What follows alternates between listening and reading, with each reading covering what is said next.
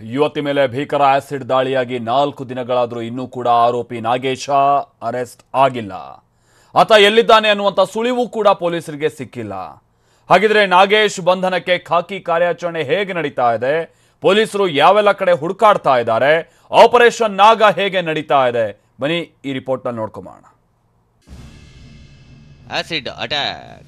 ಹೊಚ್ಚ ಪ್ರೇಮಿ ನಾಗೇಶ ಯುವತಿ ಮೇಲೆ ಆಸಿಡ್ ದಾಳಿ ನಡೆಸಿ ಅದಾಗಲೇ ಎಸ್ಕೇಪ್ ಆಗಿದ್ದಾನೆ.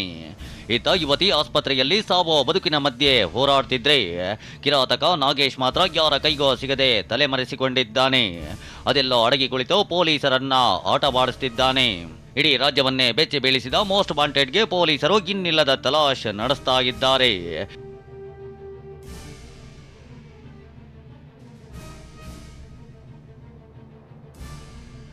ಎಲ್ಲಿದ್ದಾನೆ most wanted acid Nagesha?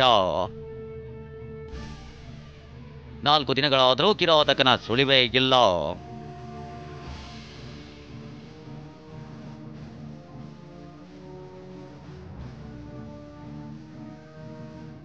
S, ಈ ಒಂದು ಪ್ರಶ್ನೆ ಪೊಲೀಸರನ್ನ ಮಾತ್ರವಲ್ಲ ಇಡೀ ರಾಜ್ಯವನ್ನೇ ಕಾಡ್ತಾ ಇದೆ. ಯಾಕಂದ್ರೆ ಯುವತಿ ಮೇಲೆ ಆಸಿಡ್ ದಾಳಿ ನಡೆಸಿ ಬೇರೆ ಕಿತ್ತಿರೋ ನಾಗೇಶ ಇನ್ನೂ ಕೂಡ ಪತ್ತೆಯಾಗಿಲ್ಲ. ಘಟನೆ ನಡೆದು 4 ದಿನಗಳಾದರೂ ಕಿರಾತಕ ಅರೆಸ್ಟ್ ಆಗಿಲ್ಲ. ಅರೆಸ್ಟ್ ಆಗೋದು ಬಿಡಿ, ಆತನ ಸುಳಿವು ಕೂಡ ಪೊಲೀಸರಿಗೆ ಸಿಕ್ಕಿಲ್ಲ. ಮೋಸ್ಟ್ ವಾಂಟೆಡ್ ನಾಗೇಶ ಎಲ್ಲಿದ್ದಾನೆ, ಎಲ್ಲಿಗೆ ಎಸ್ಕೇಪ್ ಆಗಿದ್ದಾನೆ ಅನ್ನೋದು ಯಾರಿಗೋ ತಿಳಿದಿಲ್ಲ.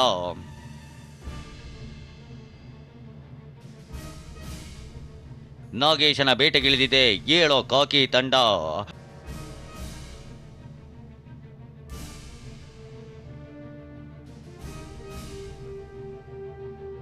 ಒಂದಲ್ಲ ಎರಡಲ್ಲ, ಖತರ್ನಾಕ್ ನಾಗೇಶನ ಬೇಟೆಗೆ 7 ಪೊಲೀಸರ ತಂಡ ಫೀಲ್ಡ್ಗಿಳಿದಿದೆ. ಒಂದೊಂದು ತಂಡದಲ್ಲಿ ತಲಾ 5 ಮಂದಿ ಇದ್ದು ಒಟ್ಟು 35 ಮಂದಿ ಪೊಲೀಸರು ನಾಗೇಶನ ಹಿಂದೆ ಬಿದ್ದಿದ್ದಾರೆ. ಕರ್ನಾಟಕ ಮಾತ್ರವಲ್ಲ, ತಮಿಳುನಾಡು, ಆಂಧ್ರ ಪ್ರದೇಶದಲ್ಲೂ ಆಸಿಡ್ ದಾಳಿಕೋರನಿಗಾಗಿ ಹುಡುಕಾಟ ನಡೆಸುತ್ತಿದ್ದಾರೆ.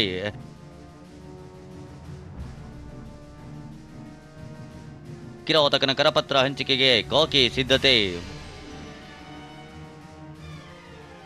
ಇದೆಲ್ಲದರ ಮಧ್ಯೆ ಆರೋಪಿ ನಾಗೇಶನ ಪತ್ತೆಗಾಗಿ ಪೊಲೀಸರು ಕರಪತ್ರದ ಮೊರೆ ಹೋಗಿದ್ದಾರೆ.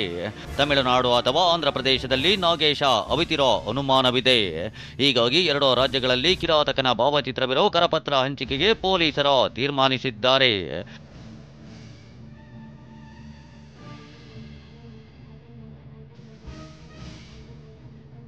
ಮಾತು ತಪ್ಪಿದ ಬೆಂಗಳೂರು ಪೊಲೀಸ್ ಕಮಿಷನರ್.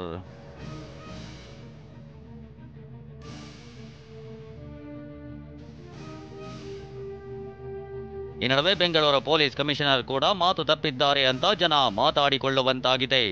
ಯಾಕಂದ್ರೆ ನಿನ್ನೆ ಮಧ್ಯಾಹ್ನ ಕಮಿಷನರ್ ಸಂಜೆಯೊಳಗಾಗಿ ಆರೋಪಿಯನ್ನು ಅರೆಸ್ಟ್ ಮಾಡ್ತೀವಿ ಅಂದಿದ್ರು. ಆದ್ರೂ ಇದುವರೆಗೂ ನಾಗೇಶ ಮಾತ್ರ ಖಾಕಿ ಕೈಗೆ ಸಿಕ್ಕಿಲ್ಲ.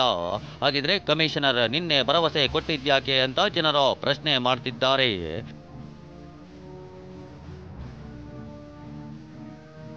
ತಲೆಮರೆಸಿಕೊಂಡ ಕಿರಾತಕ, ಸಂತ್ರಸ್ತೆಯ ನರಳಾಟ. ಕಿರಾತಕ ನಾಗೇಶ್ ತಲೆಮರೆಸಿಕೊಂಡು ಪೊಲೀಸರಿಗೆ ಚಳ್ಳೆ ಹಣ್ಣು ತಿನ್ನಿಸ್ತಾ ಇದ್ರೆ ಈತ ಆಸ್ಪತ್ರೆಯಲ್ಲಿ ಗಂಭೀರ ಗಾಯಗೊಂಡಿರೋ ಯುವತಿ ನರಕಯಾತನೆ ಅನುಭವಿಸುತ್ತಿದ್ದಾಳೆ. ಸೇಂಟ್ ಜಾನ್ಸ್ ಆಸ್ಪತ್ರೆ ಐಸಿಯುನಲ್ಲಿ ಸಂತ್ರಸ್ತೆಗೆ ಚಿಕಿತ್ಸೆ ಮುಂದುವರೆಸಲಾಗಿದ್ದು ಸದ್ಯ ಆಕೆಯ ಆರೋಗ್ಯ ಸ್ಥಿರವಾಗಿದೆ. ಸುಟ್ಟ ಗಾಯಗಳು ಒಣಗಿದ ಮೇಲೆ ಶಸ್ತ್ರಚಿಕಿತ್ಸೆ ನಡೆಸಲು ವೈದ್ಯರು ತೀರ್ಮಾನಿಸಿದ್ದಾರೆ. ಏನೋ ಮಗಳು ಯಾತನೆ ಪಡ್ತಿರೋದನ್ನ ಕಂಡು ಪೋಷಕರು ಕಣ್ಣೀರಿಡ್ತಿದ್ದಾರೆ.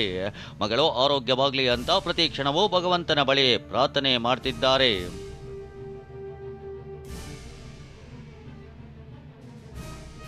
ಆಸಿಡ್ ಕೋರನ ಬಂಧನಕ್ಕೆ ವಿದ್ಯಾರ್ಥಿಗಳ ಆಗ್ರಹ.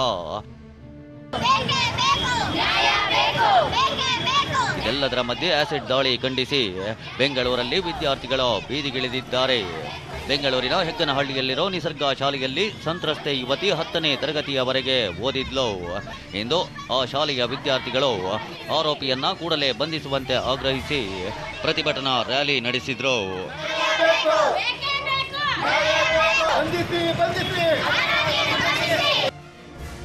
ಒಟ್ನಲ್ಲಿ ಆಸಿಡ್ ದಾಳಿ ನಡೆಸಿದ ನಾಗೇಶನ ಬಂಧನಕ್ಕೆ ಪೊಲೀಸರು ಹರಸಾಹಸ ಪಡ್ತಿದ್ದಾರೆ. ಆರೋಪಿ ಬಂಧನಕ್ಕೆ ಒತ್ತಡವೂ ಹೆಚ್ಚಾಗ್ತಿದೆ. ಅದ್ಯಾವಾಗ ಆತನನ್ನ ಅರೆಸ್ಟ್ ಮಾಡಿ ವಿಚಾರಣೆ ನಡೆಸಿ ಬಾಯಿ ಬಿಡಿಸ್ತಾರೋ ಗೊತ್ತಿಲ್ಲ.